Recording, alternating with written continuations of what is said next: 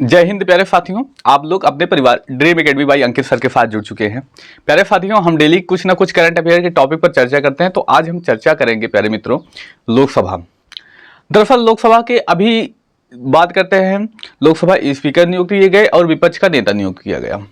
तो वो current affair की दृष्टि से बहुत ज़्यादा महत्वपूर्ण टॉपिक होता है। तो आपके एग्जाम में लगातार यहाँ पे प्रश्न देखने को मिलेगा। तो इसी के अकॉर्डिंग हम चर्चा करने वाले हैं मित्र। आइए चर्चा करते हैं। तो हम बात करते हैं लोकसभा किस टॉपिक पर मित्र, तो हम बताएंगे लोकसभा के बारे में। चलिए, तो वीडियो की स्किप मत कीजिएगा क्योंकि आपके एग्जाम के अकॉर्डिंग बहुत अच्छे प्रश्न यहाँ पर बताए जाएंगे। थोड़ा सा वेट करिएगा, 10 मिनट टाइम आज देकर आप देखिए। अगर पहली बार है 10 मिनट टाइम दीजिए, उसके बाद आपको पता चलेगा कि क्या क्वालिटी है क्या नहीं है, और आप भी बता सकते हैं। तो आज एक दिन 10 मिनट देकर देखिए। हम बात करते हैं लोकसभा।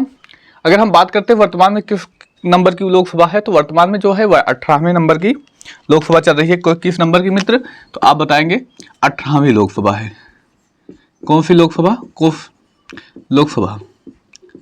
चलिए, अभी जो वर्तमान समय में कार्यरत है कौन से नंबर की, तो 18वें नंबर की लोकसभा हमारी कार्यरत है। अभी बात करते हैं पिछले दिनों, तो इसके अध्यक्ष चुने गए, जिसको हम स्पीकर भी कह देते हैं। जिसको हम क्या कह देते हैं प्यारे मित्र, स्पीकर भी कह देते हैं। अगर इसके अकॉर्डिंग देखें, लोकसभा अध्यक्ष या स्पीकर के अकॉर्डिंग देखें, आपके प्रश्न में बनेगा। दरअसल पिछली जो हमारी थी लोकसभा 17वीं नंबर की, उसमें ओम बिड़ला थे। तो इस बार भी मित्र ओम बिड़ला ही चुने गए हैं। कौन चुना गया है, तो इस बार भी ओम बिड़ला ही चुने गए हैं। हाँ मित्र, ये तो ओम बिड़ला ही चुने गए हैं। अब यहाँ पे ओम बिड़ला से रिलेटेड क्या प्रश्न बनेगा आपके पेपर में, तो अगर हम बात करें ओम बिड़ला, पूछा जा सकता है प्रश्न किस जगह से चुनकर आए हैं, किस स्थान से, किस लोकसभा सीट से चुनकर आए हैं। तो आप सुने होंगे कोटा। कोटा कहाँ पर पड़ता है मित्र, तो कोटा राजस्थान में पड़ता है, जो वही स्टडी हब के नाम से जाना जाता है। राजस्थान कहाँ पर मित्र, तो आप बताएंगे राजस्थान में। अब इसको भी नोट करके रखेंगे कि कोटा से आए हैं, कोटा से सांसद हैं। कहाँ पर पड़ता है कोटा, तो राजस्थान। कई साथी तो पता होगा कोटा के बारे में, आप पढ़ने वाले विद्यार्थी हैं, निश्चित ही जानते होंगे। अच्छा, आपके एग्जाम में और क्या प्रश्न बन सकता है। दरअसल बात करते हैं, 2 बार लोकसभा अध्यक्ष का पद संभालने वाले 6वें अध्यक्ष बने हैं। ये इंपॉर्टेंट नहीं है, आप याद रखेंगे। अगर जो प्रश्न बन सकता है, इनके प्रतिद्वंदी कौन थे। प्रतिद्वंदी यानी इनके विपक्ष में कौन था, प्रतिद्वंदी। अगर प्रतिद्वंदी की बात करें मित्र, तो नाम आता है किसका, तो प्रतिद्वंदी में आते हैं के सुरेश। कौन मित्र, के सुरेश। हालांकि इनको भी पता था कि हमारी हार ही होने वाली है, क्योंकि देखा जाए तो हमेशा लोकसभा स्पीकर वही बनता है जो पार्टी सत्ता में रहती है, यानी जिसके पास बहुमत होता है। बहुमत अभी पास बीजेपी के पास है। इनको पहले से ही पता था कि निश्चित ही हमारी हार होने वाली है। तो कांग्रेस, लेकिन एक जो ऑब्लिसिटी होती है, वो प्राथमिकता जो होती है, जो करना होता है एक बार कि वही विपक्ष में कोई खड़ा हो, वो काम किया कांग्रेस ने। ठीक है। अच्छा, अगला प्रश्न जो पूछा जा सकता है कि भैया इन्होंने 2 बार कार्य किया और बलराम जाखड़ का नाम आएगा। अच्छा, बलराम जाखड़ अभी तक आप एग्जाम में नहीं प्रश्न पूछा गया, लेकिन यहाँ पे प्रश्न बन सकता है। अच्छा, बलराम जाखड़ का प्रश्न क्यों बन सकता है मित्र। अगर हम इस बलराम जाखड़ के बारे में चर्चा करें, तो बलराम जाखड़ ऐसे पहले व्यक्ति थे जिन्होंने 2 बार लोकसभा की अध्यक्षता की। ऐसे पहले व्यक्ति जो पहली बार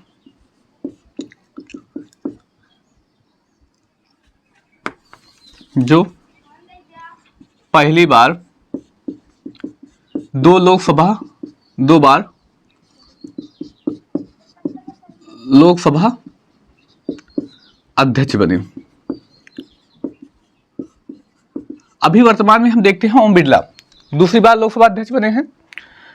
ये 6वें ऐसे व्यक्ति होंगे जो दूसरी बार लोकसभा अध्यक्ष बनेंगे। आप इसको बिल्कुल भी मत याद रखिएगा, ये प्रश्न आपके एग्जाम में पूछा नहीं जाएगा। हालांकि बलराम जाखड़ के बारे में पूछा जा सकता है, ऐसा पहला व्यक्ति कौन था जिसने 2 बार लोकसभा की अध्यक्षता की, तो आप उनका नाम बताएंगे बलराम जाखड़ का। आगे हम बातें करते हैं मित्र और क्या प्रश्न बन सकता है स्पीकर से रिलेटेड? तो बन सकता है, बताइए पहला लोकसभा स्पीकर कौन था? First Lok Sabha speaker. अच्छा, अगर हम मित्र देखें फर्स्ट लोकसभा स्पीकर कौन था, तो बहुत बार प्रश्न पूछा गया, तो आप उसको भी नोट करेंगे। कौन थे? गणेश वासुदेव मावलंकर थे। कौन थे मित्र? गणेश वासुदेव मावलंकर। अच्छा, पहले लोकसभा स्पीकर तो गणेश वासुदेव मावलंकर थे। क्या अभी तक महिला बनी है? तो हाँ मित्र, 2 बन चुकी हैं, बिल्कुल। अगर हम पूछा जाए पेपर में क्या पूछा जाएगा, तो पहली महिला के बारे में पूछा जाता है। अगर पूछ लिया जाए, बताइए पहली महिला लोकसभा स्पीकर कौन है? कौन मित्र? तो हम बताएंगे फर्स्ट महिला लोकसभा स्पीकर। अच्छा देखिए, स्पीकर के नाम से कंफ्यूज मत होइएगा। जो अध्यक्ष होता है लोकसभा का, उसे ही स्पीकर कहते हैं, तो इसमें आप कंफ्यूजन मत होइएगा। तो स्पीकर उसी को कह देते हैं। तो वही बात कही गई है, जहाँ बात पूछ ली जाए पहली महिला लोकसभा अध्यक्ष, या पूछ लिया जाए पहली महिला लोकसभा स्पीकर, तो स्पीकर भी पेपर में पूछा जाता है। ऐसा नहीं कि अध्यक्ष का नाम ही देकर पेपर में पूछते हैं, तो ऐसा नहीं है, महिलाओं के बारे में भी पूछा जाता है। तो मीरा कुमार है। कौन है मित्र? अब कुमार नाम से ये मत सोचिएगा कि भैया जी ये तो कुमार है तो महिला कैसे, तो इनका नाम है मीरा कुमार। तो याद रखेंगे कौन प्यारे मित्र? मीरा कुमार है पहली महिला लोकसभा अध्यक्ष। अच्छा, और क्या क्या प्रावधान है जो इतने इस पद के लिए इस पद के लिए मारामारी होती है? तो दरअसल इसमें बहुत सारे शक्तियां दी गई है, उसको पॉलिटी में पढ़ेंगे तो आप अच्छे से। अगर हमारा पार्टी तो आप देख सकते हैं, अगर आपको अच्छा लगता है, पॉलिटी लाइव क्लासेस थी, थोड़ा सा एडजस्ट करके आप वहां देख सकते हैं। आगे हम बात करते हैं और क्या इनको शक्तियां दी गई हैं। तो आर्टिकल 108 इनको देता है संयुक्त बैठक की अध्यक्षता। एग्जाम में पूछा जाता है बहुत। देखिए, हम उन्हीं टॉपिक पर बात कर रहे हैं जो करंट अफेयर से भी हो और एग्जाम में बहुत ज्यादा पूछा जाता हो। स्टैटिक जीके के पोर्शन को भी थोड़ा ले लेते हैं। तो आर्टिकल 108 आप याद रखेंगे मित्र। कौन सा आर्टिकल? आर्टिकल 108। आर्टिकल 108 में दिया गया संयुक्त बैठक। किस बारे में बताता है आर्टिकल 108? संयुक्त बैठक के बारे में बताता है। और इस संयुक्त बैठक की बात करें, इसको बुलाता तो राष्ट्रपति है। बुलाएगा कौन? राष्ट्रपति। लेकिन जो संयुक्त बैठक की अध्यक्षता होता है, अध्यक्षता कौन करेगा? लोकसभा अध्यक्ष करता है।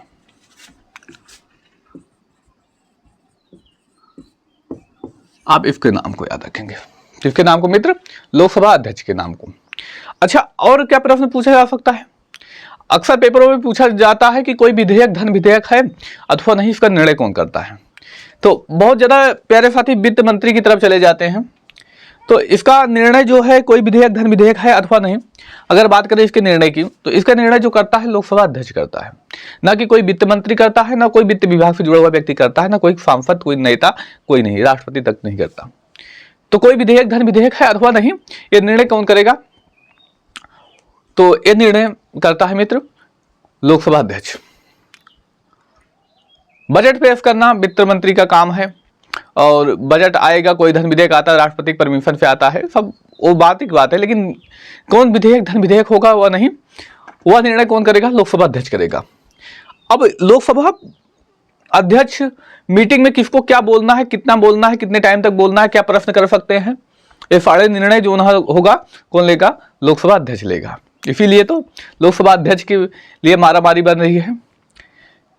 संसद की योग्यता अयोग्यता का निर्धारण भी करता है कौन? लोकसभा अध्यक्ष करता है। ये संसद जो नियुक्त होकर आया है योग्य है या नहीं, इसने वो निर्णय कौन करेगा भाई? वो निर्णय करता है कि निर्णय कौन करेगा? तो लोकसभा अध्यक्ष करेगा। हालांकि उनको हटाने का काम जो है राष्ट्रपति करेगा, और चुनाव आयोग से इस बारे में परमिशन भी ले सकता है, मतलब परामर्श भी ले सकता है, सब उससे ले सकता है।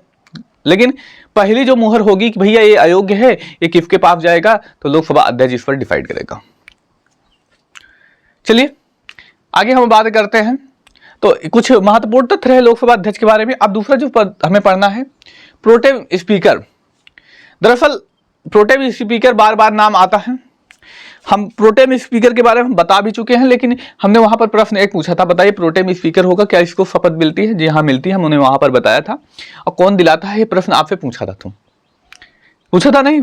तो वही प्रश्न का आज उत्तर हम देने वाले हैं। तो प्रोटेम स्पीकर, प्रोटेम स्पीकर अगर हम बात करें तो कौन है? भर्तृहरि महताब। महताब ये कौन है भैया? तो ये प्रोटेम स्पीकर है। प्रोटेम स्पीकर मात्र 2 से 3 दिन के लिए नियुक्त किया जाता है। काम उसका क्या रहता है, जितने सांसद चुनकर आए हैं उनको शपथ दिलाना।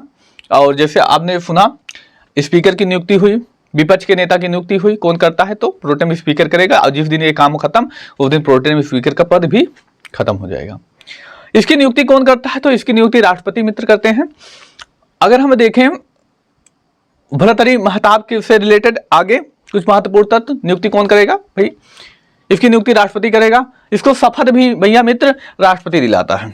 इसको शपथ कौन दिलाता है? आपके एग्जाम में प्रश्न पूछा जा सकता है। इसको शपथ राष्ट्रपति दिलाता है। कौन महोदय? महामहिम हमारे राष्ट्रपति दिलाएंगे। अच्छा, वर्तमान में राष्ट्रपति कौन है? कमेंट, एक कमेंट बताइए, और किस नंबर के हैं? चलिए, डेली एक काम तो देना ही पड़ेगा ना भाई, आप कमेंट करके बताइएगा। और क्लास के बारे में भी जो कुछ कहना चाहें वो कह सकते हैं। तो प्रोटेम स्पीकर भर्तृहरि महताब को बनाया गया। इनको शपथ राष्ट्रपति ने दिलाई। अभी वर्तमान में किस नंबर के राष्ट्रपति हैं, कौन है, वो कमेंट करके बताना है।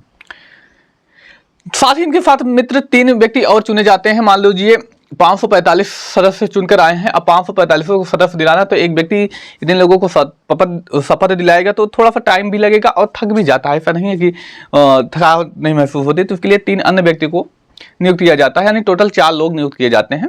हालांकि मेन काम यही रहता है, प्रोटेम स्पीकर जो भर्तृहरि महताब हैं यही काम करेंगे। जब कुछ ऐसी स्थितियां हो जाए, मान लीजिए काम ना करें, तो उनको कह दिया जाएगा भैया आप इनके स्थान पर काम कीजिए। अच्छा, उन तीनों को शपथ कौन दिलाता है? तो उन तीनों को शपथ भर्तृहरि महताब दिलाते हैं। यानी मान कीजिएगा प्रोटेम स्पीकर जो होगा वो उन तीनों को शपथ दिलाएगा, यानी टोटल 4 लोग चुने जाएंगे। पूछा भी जा सकता है कितने सदस्य चुने जाते हैं, तो 4 आप बताएंगे। चलिए आगे हम बातें करते हैं मित्र। विपक्ष नेता, यह भी एक महत्वपूर्ण पद है, क्योंकि आप जानते हैं विपक्ष नेता को, विपक्ष नेता, और विपक्ष नेता का मजबूत होना भी जरूरी होता है मित्र। आप जान लें विपक्ष नेता का मजबूत होना भी आवश्यक होता है। तो अगर हम विपक्ष नेता की बात करें, अगर हम बात करते हैं मित्र पिछले 10 वर्ष यानी 2014 से 2024 तक यह पद बिल्कुल खाली था। कोई भी विपक्ष का नेता था ही नहीं। अच्छा, विपक्ष का नेता क्यों नहीं था? तो विपक्ष का नेता होने के लिए कम से कम आपको क्या करना पड़ेगा मित्र? लोकसभा कुल सीट का 10% प्राप्त करना होगा। अब 545 का अगर हम 10% देखें 54.5, यानी हम कह सकते हैं 54 नहीं हो सकता, 55 हो सकता है। 55 सीट कम से कम आपके पास होनी चाहिए। कितनी सीट? 55 सीट। अब पिछली बार अगर देखा जाए तो कांग्रेस सबसे बड़ी पार्टी दूसरी थी, जो इसके पास 40 सीटें थी। अब जब 40 सीट है तो आप बताइए कहां पर नियुक्त होगा, क्योंकि 10% बात कही गई, यानी 55 सीट आपको लाना आवश्यक है। तो निश्चित बात है मित्र, यहां पर कोई भी विपक्ष का नेता नहीं होगा। अच्छा, विपक्ष का नेता अब की बार हुआ है, बिल्कुल कांग्रेस दूसरी पार्टी है, 99 सीट लेकर आई है।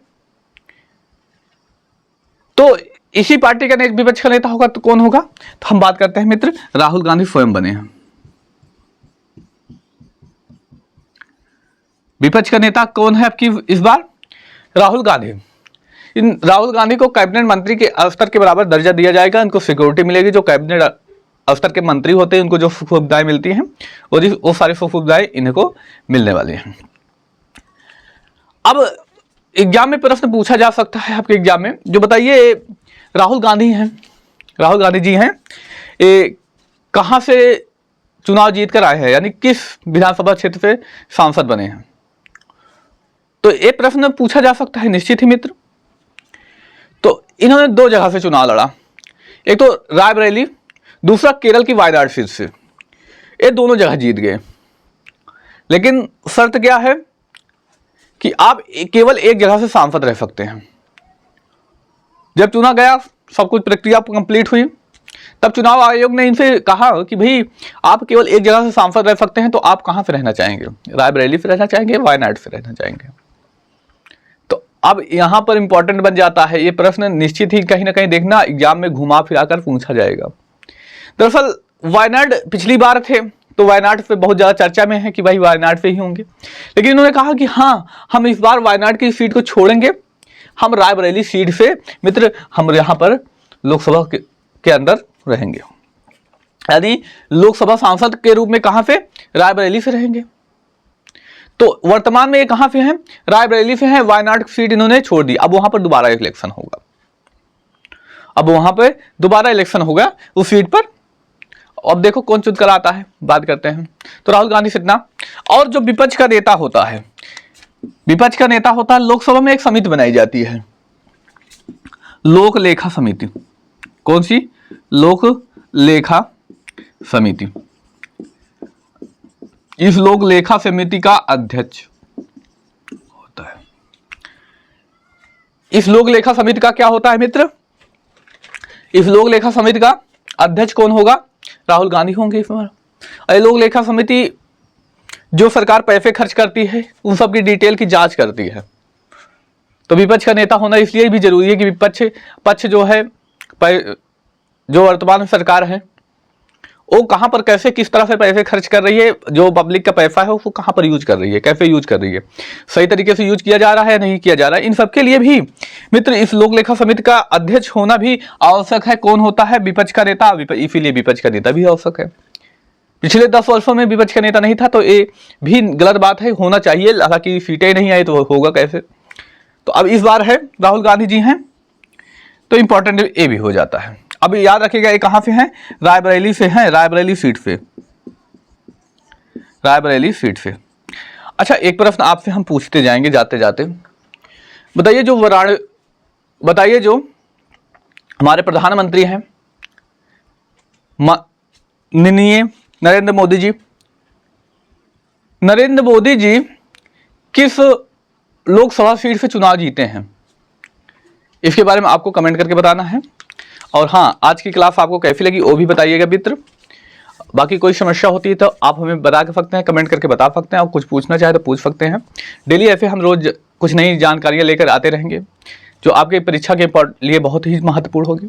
देखिए क्लासेस और लंबी हो सकती है, निश्चित ही बात है, और भी टॉपिक को शामिल किया जा सकता है, लेकिन हमारे पास अभी ऑडियंस नहीं है, यानी अभी आप बहुत कम साथी जुड़ते हैं, इस वजह से क्लासेस जो होती है हमारी थोड़ा शॉर्ट होती है। नहीं तो हम इस 30-35 मिनट की क्लासेस लेकर चल रहे थे, लेकिन वहाँ पर ऑडियंस आती नहीं थी, कोई जुड़ता ही नहीं था। तो कई लोगों ने सलाह दिया कि भाई आप अभी एक एक टॉपिक पर बनाइए, तो इससे क्या होगा, ऑडियंस आ जाएगी, जब ऑडियंस आ जाएगी तो आप क्लासेस लंबी कर लेंगे अपनी करंट अफेयर के खिलाफ। आप पिछली क्लासेस भी देख सकते हैं हमारी। बाकी आज की क्लास आपको कैसी लगी, हमने एक करंट अफेयर में के लिए एक बहुत ही महत्वपूर्ण टॉपिक पर चर्चा किया। बाकी और कोई समस्या होती है आप हमें कमेंट करके बताइएगा। मिलते हैं अगली क्लास में, धन्यवाद, जय हिंद प्यारे मित्रों।